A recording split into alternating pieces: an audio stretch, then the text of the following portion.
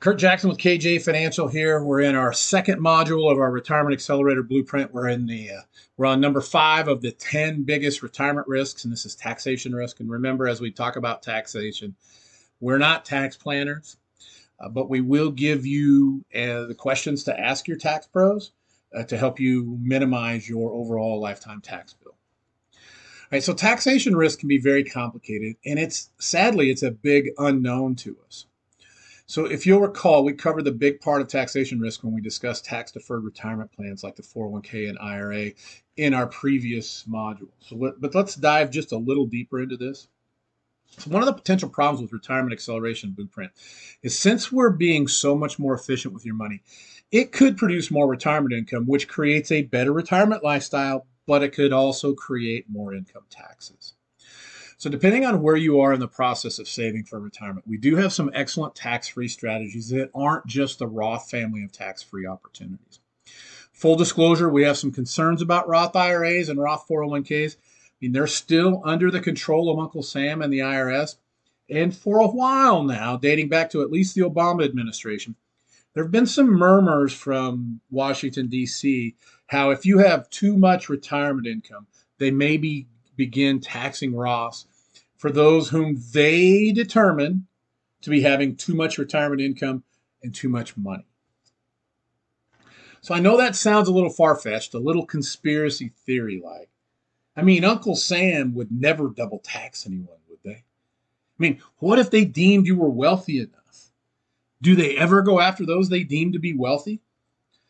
Would you put it past them? I mean, I'm not talking about fair play here. I'm talking about Uncle Sam being desperate for tax revenue.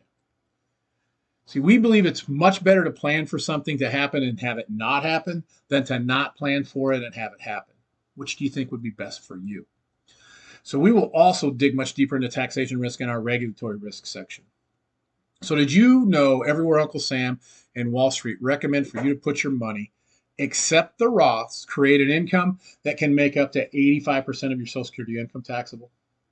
So recall our previous discussion of provisional income. Provisional income is an IRS calculation which determines if you are required to pay income taxes on your Social Security benefits or not. So provisional income is all your income from your 401k, IRA, investments, work, interest, essentially all but 3 income sources. Hang on, we're going to go over those again here in a minute. The provisional income calculation takes 100% of those incomes and 50% of your Social Security income to create this provisional income. Sadly, the provisional income threshold, which can trigger unnecessary income tax on your Social Security benefits, were set in the early 80s and have not been adjusted 1 penny for inflation since then. So if you're single with a provisional income over $25,000, up to 50% of your Social Security benefits can be taxed at your highest marginal tax rate.